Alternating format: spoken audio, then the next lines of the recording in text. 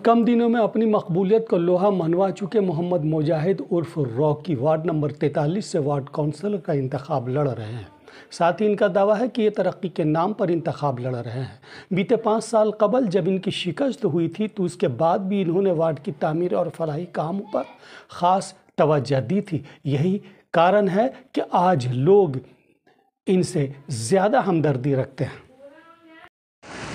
आपके मोहल्ले में आज तक विकास नहीं हुआ, नाला जाम है, तो सड़कों का बुरा हाल है, लोग परेशान हैं, विभिन्न बीमारियों के शिकार हैं। यदि आप जीत गए तो क्या होगा इसका? ऐसा जीत जाएंगे तो वो तो बात की बात है, लेकिन इससे पहले जो जीते में थे उनसे भी तो सवाल किया जाए कि आखिर ऐसा कौन सा बाजार है जो आज तक 5 सालों के अंदर में मोहल्ले का विकास नहीं हुआ। चलिए, मैं तो हार गया था, कुछ बोर्डों से मैं हार गया था, लेकिन फिर भी वार्ड के अंदर में अपनी जिम्मेवारी से कभी मुंह नहीं मोड़ा। ना किसी बीमारी में किसी का साथ छोड़ा, ना किसी परेशानी में किसी का साथ छोड़ा।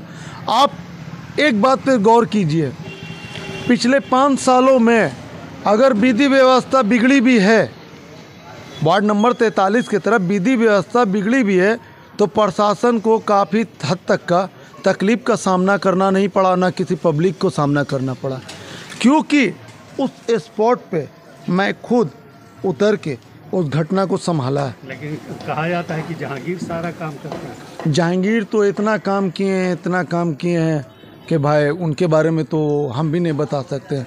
उन्होंने तो खैर वार्ड नंबर 43 में 2-3 ठो ताजमहल भी बनवा दिया है, और उसका तजारत वार्ड नंबर 43 के लोग अच्छा खासा कर रहे हैं, और आप वार्ड नंबर 43 में इस चीज़ का पता भी कर सकते हैं। अच्छा, आप कह रहे हैं कि हारने के बाद भी आपने विकास का काम किया जी, लेकिन अभी भी कई नाली जाम है, लोगों का बुरा हाल है, तो आखिर आप कैसे हारने के बाद विकास का काम किया? वार्ड नंबर 43 कोई छोटा मोटा वार्ड है नहीं।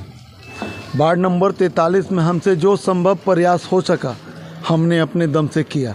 और कास्ट की बुनियाद पर चुनाव लड़ा? जी नहीं, कास्ट के बुनियाद पे नहीं। मेरी कोई जात है ही नहीं, मेरी जात सिर्फ एक ही जात है, वो इंसानियत की जात है, उसके अलावा कोई जात है ही नहीं मेरी। और कास्ट के बुनियाद पे जो लोग लड़ रहे हैं, आप उनसे जा कर के पूछ सकते हैं कि कास्ट की बुनियाद पे क्यों लड़ रहे हैं। आप विकास करके पिछले कई सालों से तो एक ही कास्ट का यहाँ पर सीट रहते चला आ रहा है, फिर भी एक ही कास्ट का सीट रहने के बावजूद भी अपने कास्ट का भी कौन सा विकास करके दिखा दिया उन कास्ट वालों ने। सिंपल सी बात है, अगर अपने कास्ट को कोई चुन करके वोट दे रहा है तो अपने कास्ट वाले का भी कौन सा विकास कर दिया।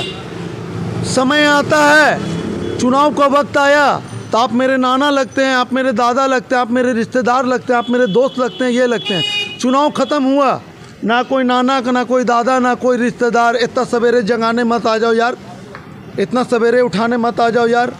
पैसा दे करके जीते, फ्री में थोड़ी जीते, ये सुनने के लिए फिर मिलने लगेगा।